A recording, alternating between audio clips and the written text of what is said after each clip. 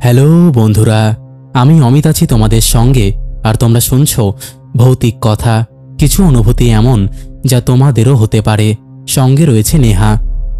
Welcome back বন্ধুরা। আজকের এই এপিসোডটা একদম অন্য রকম হতে চলেছে, কারণ আজকের এই এপিসোডে একটা অদ্ভুত বিষয় আছে, যে বিষয়টা হয়তো তোমাদের সবার সাথেই হয়, বাট তোমরা হয়তো সেটাকে অতটা গ্রাহ্য করো না। বাট এর কারণে কত কি হতে পারে সেটা তোমরা আজকের এপিসোডে জানতে পারবে। তার সাথে আজকে আমাদের এপিসোডে রেল লাইনেরও ঘটনা আছে। খুবই দুর্দান্ত হতে চলেছে আজকের এপিসোডটা। তোমরা হয়তো বুঝতেই পারছো আমার গলাটা একটু অন্যরকম লাগছে, কারণ আমার একটু ঠান্ডা লেগেছে এবং গলাটা বসেও গেছে। তো যাই হোক, আজকের দিনটা তোমরা একটু অ্যাডজাস্ট করে নিও। হয়তো সাউন্ডস নট গুড, বাট তোমরা একটু জাস্ট আজকের দিনটা অ্যাডজাস্ট করে নিও। মানে যতদিন না আমার এটা প্রবলেমটা সলভ হচ্ছে, হয়তো নেক্সট দিনই তোমাদের ঠিক হয়ে যাবে। যাই হোক, তোমরা অবশ্যই আমি জানি লাইক কমেন্ট করে দিয়েছো। এখনও যারা এই পরিবারে যুক্ত হওনি, যুক্ত হয়ে গেছো। চলো আর কথা বাড়াবো না একদমই, এবার আমরা শুরু করে দেব আজকের প্রথম ঘটনা। হ্যালো অমিতদা, আমার নাম সৌরিমা, আমার বাড়ি মধ্যমগ্রাম। আমি তোমার স্টোরি 6 মাস ধরে শুনছি। আমি তোমার সাথে আজকে একটা ঘটনা শেয়ার করতে চাই, যে ঘটনাটা কম বেশি আমাদের প্রত্যেকটা মানুষের সাথেই ঘটে বা ঘটে এসেছে, কিন্তু সেটা আমার জীবনে একটা খুব বাজে ইম্প্যাক্ট ফেলেছে। আজকে সেই ঘটনাটাই তোমার সাথে আমি শেয়ার করব। দেজাভু নামটা বর্তমান যুগে সোশ্যাল মিডিয়ার দৌলতে আমরা কম বেশি সবাই জানি। যারা জানে না তাদের জন্য আরেকবার করে বলে রাখা, দেজাভু হলো এমন একটি অনুভূতি যেটাতে একটা সাধারণ মানুষ সামনে ঘটে চলা কোনো জিনিস সে মনে মনে ভাবে যেটা তার সাথে আগেও ঘটেছে, কিংবা কোনো একটা জায়গায় সে প্রথমবার গেলে তার মনে হয় যে সেই জায়গায় সে এর আগেও গিয়েছে। আমার সাথে এরকম ঘটনা ঘটে, কিন্তু আমার ঘটনাটা বা আমার অনুভব করা কোনো জিনিস অন্যদের থেকে অনেক অংশেই আলাদা, যেটা আমার মনে গভীর ভয়ের একটা অদৃশ্য আস্তরণ তৈরি করেছে। আমার সাথে প্রথম ঘটনাটা ঘটে যখন আমার বয়স 5 বছর। আমি ঘুম থেকে উঠে হঠাৎ করে আমার মাকে বলি যে, মা, আমার মনে হয় আমার ঠাকুমা আর বেশি দিন বাঁচবে না। কিন্তু কেন বলি আমি নিজেও বুঝতে পারি না। আশ্চর্যের বিষয় হলো, আমার সেই বয়সের কথা এখনো পর্যন্ত স্পষ্ট মনে আছে যে আমি মাকে এই কথাটা বলেছিলাম, কিন্তু কেন বলেছিলাম সেটা আমি এখনো অবধি জানি না। সত্যিই তাই হলো। আমার এই কথা বলার 3 দিনের মাথায় ঠাকুমা মারা গেলেন। তখন আমার মায়ের আমার ওপর প্রচণ্ড সন্দেহ হলো। আমি তখন বাচ্চা ছিলাম, সেই জন্য আমার মা আমাকে কিছু বলতে পারেনি। ঠাকুমা হঠাৎ করে সিঁড়ি থেকে পড়ে গেলেন, আর সিঁড়ি থেকে পড়ে যাওয়ার পরে ঠাকুমার মাথায় প্রচণ্ড আঘাত লাগে এবং সারা সিঁড়ি রক্তারক্তি হয়ে যায়। যে জিনিসটা আমি দেখে ভাবি যেটা আমি অন্য আগেও দেখেছি, আর আমার কানে যেরকম শব্দ ভেসে আসে যে হসপিটালে নিয়ে যাও, নিঃশ্বাস পড়ছে না। আমার মনে হয় এই সমস্ত ঘটনা আমি এর আগেও অন্য সময় কোথাও না কোথাও শুনেছি, কিন্তু কোথায় শুনেছি আর কেনই বা এই সমস্ত কথা, এই সমস্ত দৃশ্য আমার কানে বা চোখে আসছে, আমি কিছু বুঝতে পারছিলাম না। এরপর ঠাকুমার সমস্ত কর্মকাণ্ড মিটে যায়, আবার আমাদের জীবন স্বাভাবিকভাবেই চলতে থাকে। আরেকদিনকে আমি স্কুলে গিয়েছি। তখন আমার বয়স হয়েছে 6 থেকে 7 বছর। আমি হঠাৎ করে আমার স্কুলের ম্যামকে বলি যে, ম্যাম, আপনি কিন্তু সিঁড়ি দিয়ে পড়ে যাবেন, একটু সাবধানে নামবেন, কেমন? আমার সেই স্কুলের ম্যাম তখন কনসিভ করেছিল। তখন তার 7 থেকে 8 মাস চলছিল। অবশ্য তখন আমি খুব ছোট, এ সমস্ত বিষয়ে কিছু বুঝতাম না। আমরা ভাবতাম হয়তো ম্যামের ভুঁড়ি হয়েছে। তখনকার স্যার ম্যামরা তো আমাদের এখনকার স্যার ম্যামদের মতো এতটা ফ্রেন্ডলি ছিল না। আর যেহেতু বাংলা মিডিয়ামের ম্যাম, তিনি আমাকে বকা দিয়ে বললেন, তুমি চুপ করে বসো, পেকু মেয়ে, খুব অল্প বয়সে বেশি পেকে গেছো। আসলে উনি জানতেন না যে আমি এরকম বিষয় সম্পর্কে অবগত আছি, আর আমার বলার কথাটাই সেদিনকে সত্যি হয়েছিল। উনি সেদিন স্কুল ছুটির পর হঠাৎ করে পা পিছলে পড়ে যান এবং আমার কানে একটা কথা ভেসে আসে, উর্মিলা ম্যাডাম পড়ে গেছে, কেউ ওনাকে নিয়ে চলো। আমরা স্কুল থেকে বেরিয়ে যাই। এরপর উর্মিলা ম্যামকে কোনোরকম ধরাধরি করে হসপিটালে নিয়ে যাওয়া হয়। ওনার সেই রক্তমাখা পা দুটো আমি দেখেছিলাম, যেটা আমি আবারও মনে করতে পারছিলাম না যে আমি আগে কোথায় দেখেছি। আসলে আমার সাথে কি হচ্ছিল আমি কিছু বুঝতে পারছিলাম না। পরপর দুটো এরকম ঘটনা আমাকে প্রচণ্ডভাবে ভেঙে ফেলেছিল। পরদিন আমি স্কুলে যাইনি, কারণ আমার মা আমাকে স্কুলে পাঠায়নি। আসলে স্কুলের সবার কাছে জানাজানি হয়ে গিয়েছিল যে আমি উর্মিলা ম্যামকে এরকম একটা কথা বলেছিলাম, আর আমি গেলে যদি কোনো রকম প্রশ্নের সম্মুখীন আমাকে হতে হয়, তাই জন্য মা আমাকে পাঠায়নি। সুস্থ হয়ে গেলেও ম্যামের মিসক্যারেজ হয়ে গিয়েছিল। এরপর আমাকে ওই স্কুল থেকে অন্য স্কুলে ট্রান্সফার করার কথা বললেও সেই স্কুল থেকে আমাকে ছাড়তে চায় না। এমনকি উর্মিলা ম্যামও আমাকে বলেছিল যে বাচ্চা মানুষ, ও কি বলতে কি বলে ফেলেছে, আর তাছাড়া এসব আমার ভাগ্যেই ছিল, এতে ওর কোনো দোষ নেই। আসলে অনেকেই স্কুলে আমায় ব্লেম দিচ্ছিল যে আমার বলাতেই নাকি এমন অবস্থা হয়েছে, কিন্তু দাদা সেটা নয়। আমি তখন যথেষ্ট ছোট একটা মানুষ, আমি জানতাম না আমার ঠোঁটের গোড়ায় কি করে এই কথাটা চলে এসেছিল, আর কেনই বা আমি এই কথাটা বলেছিলাম। তৃতীয় ঘটনাটা ঘটে যখন আমি হাই স্কুলে ভর্তি হই। তখন আমি হাই স্কুলে পড়ছি, ক্লাস 7-এ। আমার এক খুব কাছের বান্ধবী ছিল, ঝিলমিল। সে পড়াশোনায় যেরকম ভালো ছিল, সেরকম সে নাচ, আঁকা, আবৃত্তি সব কিছুতেই ভালো। একদিন স্কুলের বাইরেও দাঁড়িয়ে আইসক্রিম খাচ্ছিল, আর আমি ওকে বলেছিলাম, ঝিলমিল তুই কিন্তু আইসক্রিমটা খাস না, তোর কিন্তু প্রচণ্ড গলায় সমস্যা হতে পারে। কিন্তু ও আমাকে বলে যে আমার আইসক্রিম খেতে ভালো লাগে, আর একটা আইসক্রিম খেলে গলায় কিছু সমস্যা হয়, তাই তুই ভুলভাল কথা না বলে বাড়ি চলে যা। আমি আর কিছু না বলে বাড়ি চলে আসি। যেহেতু সেই স্কুলটার পাশে আমার বাড়ি ছিল, তাই জন্য আমি একা একাই যাতায়াত করতাম। এই ঘটনার 3 দিন পরেও ঝিলমিল স্কুলে আসে না। তো আমি আরও কয়েকজন বন্ধুদের সাথে আলোচনা করে জানতে পারি ঝিলমিলের সেদিনকে আইসক্রিম খাওয়ার পর গলায় প্রচণ্ড ব্যথা হয়, এবং সে ব্যথাটা এতটাই অস্বাভাবিক যে ওকে হসপিটালাইজ করতে হয়, এবং ডাক্তার বলেছে যে ওর গলার সার্জারি করাতে হবে। আসলে এক্স্যাক্টলি ওর কি হয়েছিল আমি ঠিক জানি না, কিন্তু ওর এতটাই ঠান্ডা লেগে গিয়েছিল যে ওকে অপারেশন করাতে হয়েছিল, এবং সে অপারেশন করার পরে ওর গলাও সম্পূর্ণরূপে চেঞ্জ হয়ে গিয়েছিল, মানে ভয়েস আর কি।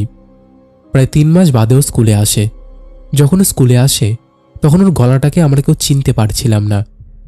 সেদিন থেকে ওর যে গান গাওয়াটা সেটা সম্পূর্ণরূপে বন্ধ হয়ে যায়। ও প্রচণ্ড ভেঙে পড়েছিল, আর আমাদের সাথে সমস্ত সম্পর্ক বিচ্ছেদ করে দিয়েছিল।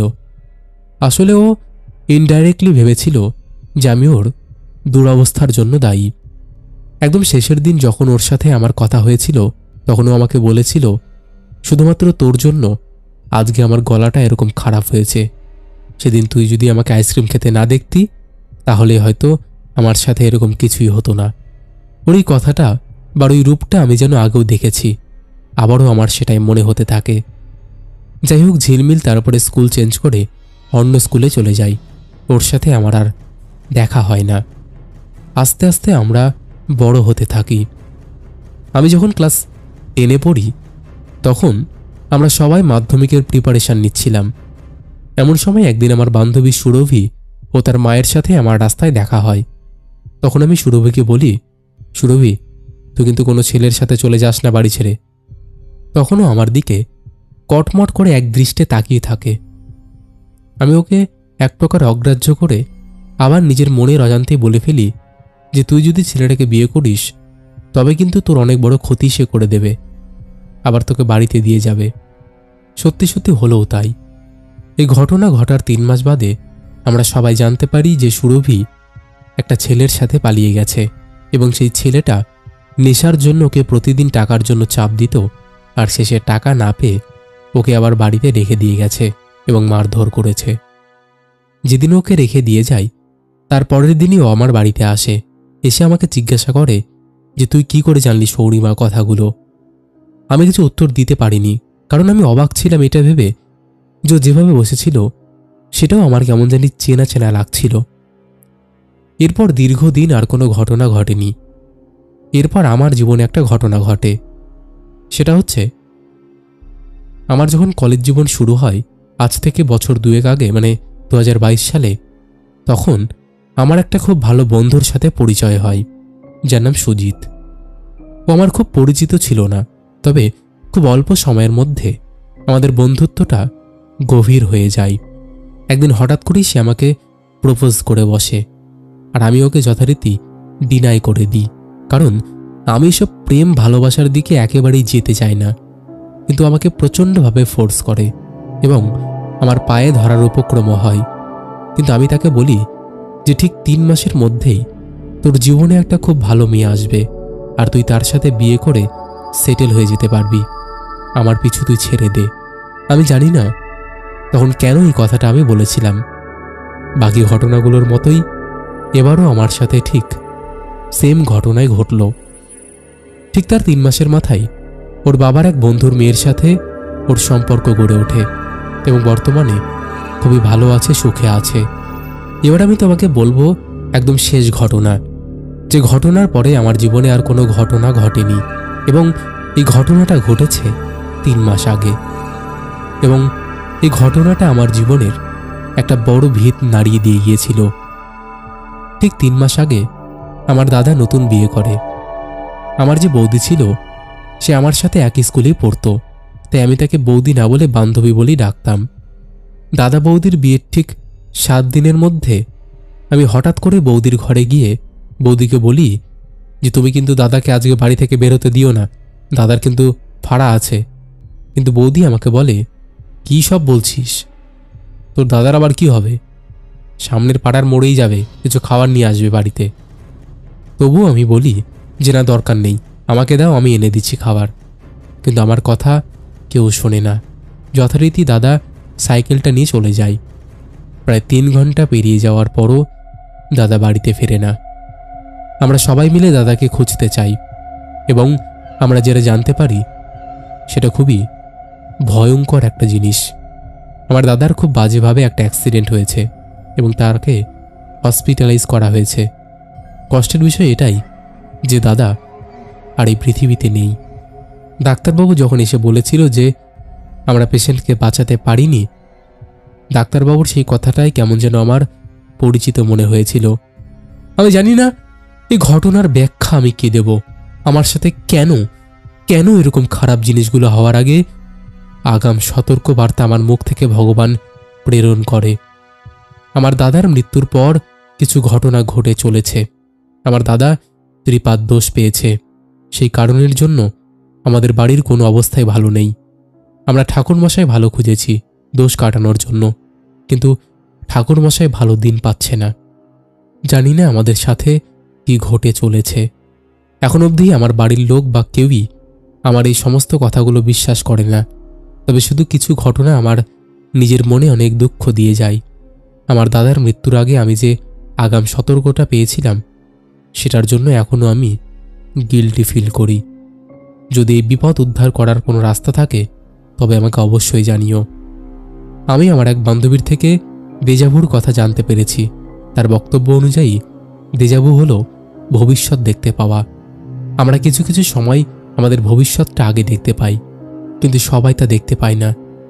আমি কি করে নিজের মনের ভুলে এগুলো বলে ফেলি আমি এখনো পর্যন্ত জানি না দাদা। এই ছিল আমার ঘটনা, জীবনের অনেক ছোট ছোট টুকরো টুকরো ঘটনা, যেটা তোমার সাথে শেয়ার করলাম। যদি তোমার ভালো লাগে অবশ্যই শেয়ার করো।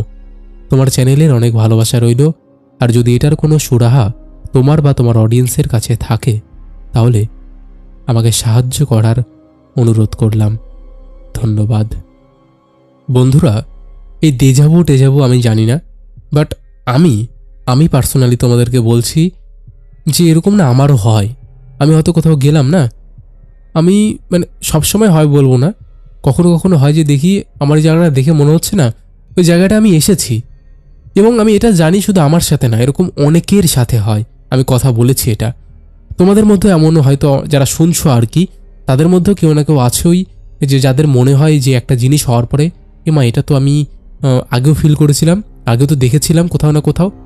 বেশি ক্ষেত্রে কি হয়, আমরা একটা নতুন জায়গায় গেলাম, হয়তো সেখানে আমরা কোনো দিনও যাইনি, বাট সেখানে গিয়ে আমরা দেখতে পাচ্ছি সব কিছু চেনা, মানে এখানে আমরা আগেও এসেছি। তোমাদের সাথে কেমন হয়েছে তোমরা অবশ্যই সেটা কমেন্ট করে জানাও। আমি 100% বলতে পারি তোমাদের মধ্যে এমন কেউ থাকবেই থাকবে যারা এটা ফিল করে। তোমরা অবশ্যই আমাকে পাঠিয়ে দাও। আর এই ঘটনাটা বলার একটাই কারণ, আমাদের এখানে তো শুধুমাত্র ভৌতিক ঘটনা শোনানো হয় এটা তো না, অলৌকিক ঘটনা শোনানো হয়, দৈবিক ঘটনা শোনানো হয়। আশা করছি এই ঘটনাটা তোমাদের ভালো লেগেছে। কেমন লেগেছে তোমরা অবশ্যই সেটা কমেন্ট করে জানিয়ে দাও। তোমাদেরকে তো বললামই আমার গলাটা একটু বসে গেছে, সর্দি লেগেছে প্রচণ্ড পরিমাণে, জ্বরও এসেছে, তো সেই কারণে হয়তো আজকের সাউন্ডটা একটু অন্যরকম লাগতে পারে, তোমরা একটু ম্যানেজ করে নিও, ওকে? আর তা বাদে অলরাইট, কোনো সমস্যা নেই। তোমরাও যদি এরকম ঘটনা শেয়ার করতে চাও তাহলে অবশ্যই আমাদের সাথে কন্ট্যাক্ট করতে পারো। আমাদের সাথে কন্ট্যাক্ট করা একদম ইজি। আমাদের হোয়াটসঅ্যাপ নাম্বার থেকে শুরু করে সমস্ত সোশ্যাল মিডিয়ার লিঙ্ক তোমরা ডেসক্রিপশন সেকশনে পেয়ে যাবে। তো আর দেরি কিসের, তাড়াতাড়ি কন্ট্যাক্ট করে নাও আর আমাদেরকে ঘটনা পাঠিয়ে দাও। চলো আর কথা বাড়াচ্ছি না, এবার আমরা শুরু করছি পরের ঘটনা। তবে পরের ঘটনায় যাওয়ার আগে বলে দিই, পরের ঘটনাটা কি নিয়ে জানো? রেল লাইন নিয়ে। তাহলে বুঝতেই পারছো তোমাদের ঘটনাটা কতটা দারুণ লাগতে চলেছে। যাই হোক, তোমরা যেভাবে চুপটি করে বসে আছো বসে থাকো। চলো এবার আমরা শুরু করে দিই পরের ঘটনা। হ্যালো অমিতদা, আমি সৃষ্টি বলছি। আমি তোমার অনেক পুরনো শ্রোতা। আমি আজকে আমার এক কাকুর জীবনে ঘটে যাওয়া একটা ঘটনা তোমার সাথে শেয়ার করছি। বলে রাখি, আমার সেই কাকু ট্রেনে পেয়ারা মাখা, তেঁতুল মাখা, আম মাখা ইত্যাদি বিভিন্ন মাখার জিনিস বিক্রি করেন। আমরা এলাকায় ওনাকে টক কাকু বলে ছোটবেলা থেকেই ডাকি, কারণ ছোটবেলা থেকেই ওনার কাছ থেকে আমরা টক জিনিস কিনে খেতাম। আবার কিছু সময় উনি আমাদেরকে বিনে পয়সাতেই কিছু না কিছু খাইয়ে দিতেন। সে কাকুর বাড়ি আমি একদিন যাই। যতদূর আমার মনে আছে, আমি কাকুকে হঠাৎ করে জিজ্ঞেস করি, তুমি কোনোদিন ভূত দেখেছো কাকু? কাকু তখন আমাকে বলে যে ভূত কিনা জানি না, তবে আমি যা দেখেছি সেই জিনিস যদি তোরা একবার দেখতিস তবে তোরা সেখানে জ্ঞান হারিয়ে ফেলতিস। এ কথা শুনে আমি প্রচণ্ড পরিমাণ অবাক হয়ে যাই এবং ওনাকে আমি জিজ্ঞেস করি, বলো না গো গল্পটা কাকু, বলো না। কাকু তখন বলতে শুরু করে, ঘটনাটা আজ থেকে মোটামুটি 10 থেকে 15 বছর আগেকার। উনি সে সময় সকাল 10টায় বেরোতেন এবং সে রাত্রিবেলা শেষ ট্রেনে বাড়ি ফিরতেন। মাঝে তিনি দুপুরবেলায় খাবারটা ব্যাগে করে গুছিয়ে নিয়ে যেতেন। আবার কখনো কখনো আশেপাশে স্টেশনে আসলে স্টেশনে তার স্ত্রীকে অর্থাৎ কাকিমাকে বলতেন স্টেশনে এসে কাকুর হাতে যেন খাবার দিয়ে দেয়। আর দাদা, আমি একেবারেই ভুলে গেছি যে কাকু কোন রোড দিয়ে ট্রেনে যাতায়াত করতেন। এই জন্য আমি রুটের কোনো নাম দিতে পারছি না তোমাকে, তার জন্য তুমি প্লিজ কিছু মনে করো না। আমি প্রতিদিন সকালবেলা আমার যা যা দরকারি জিনিসপত্র লাগে সব কিছু একসাথে নিয়ে বেরিয়ে পড়তাম আর রাত্রে বাড়ি ফিরতাম। সব কিছু ভালোই চলছিল। আমি সকালে যেতাম আর রাত্রিবেলা বাড়ি আসতাম। একদিনকে আমি ট্রেনে উঠে প্রচণ্ড টায়ার্ড থাকাতে ট্রেনের একটা ফাঁকা সিট দেখে বসে পড়ি এবং ভুলবশত আমি ঘুমিয়ে পড়ি। যখন ঘুম ভাঙে তখন আমি দেখি যে আমি দীঘা স্টেশন ঢুকছি। আমার কাছে যেহেতু কোনো ঘড়ি ছিল না, তাই জন্য আমি সময়টা ঠিক মনে করতে পারিনি, কিন্তু তখন বেশ রাত হয়ে গেছে, আমি এটা বুঝতে পারি। এই জন্য আমি ট্রেন থেকে নেমে টিকিট কাউন্টারে গিয়ে খোঁজ নিয়েছি আমার স্টেশনে পৌঁছানোর কোনো ট্রেন আছে কি না। তবে টিকিট কাউন্টার থেকে আমাকে বলল আছে, কিন্তু প্রায় 1 থেকে 1.5 ঘন্টা বাদে। যেহেতু আমি কর্ড লাইনের বাসিন্দা, তাই জন্য আমাদের ওইদিকে ট্রেন বেশ খানিকটা দেরি করে করেই আসে। তাড়াতাড়ি দিয়ে আমি দাঁড়িয়ে আছি। তো আমি স্টেশনে দাঁড়িয়ে আছি একদম প্ল্যাটফর্মের শেষ মাথায়।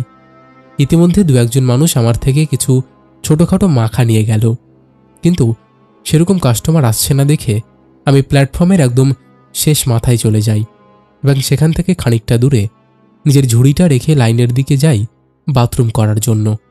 লাইনের সামনে কিছু সেপারেট জায়গা করা আছে টয়লেট করার জন্য। সেখানেই আমি গিয়ে টয়লেট করে ফিরে আসি। আমার ঝুড়িতে জল ছিল, তাই জন্য আমি ঝুড়ির জলে হাত ধোয়ার জন্য প্ল্যাটফর্মের একদম ধারে চলে যাই এবং নিচু হয়েছি হাত ধোয়ার জন্য।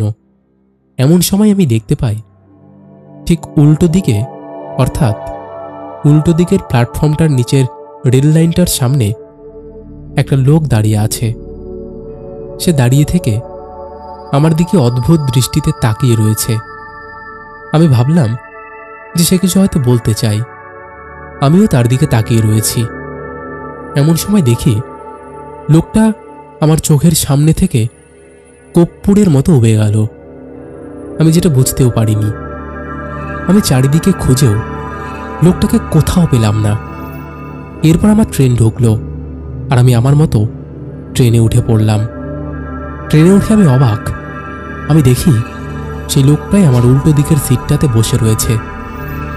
আমি তাড়াতাড়ি উঠে বড় বড় পা ফেলে ট্রেন থেকে নেমে অন্য কম্পার্টমেন্টে গিয়ে বসলাম, যেখানে হাতে গোনা 4-5 জন লোক ছিল।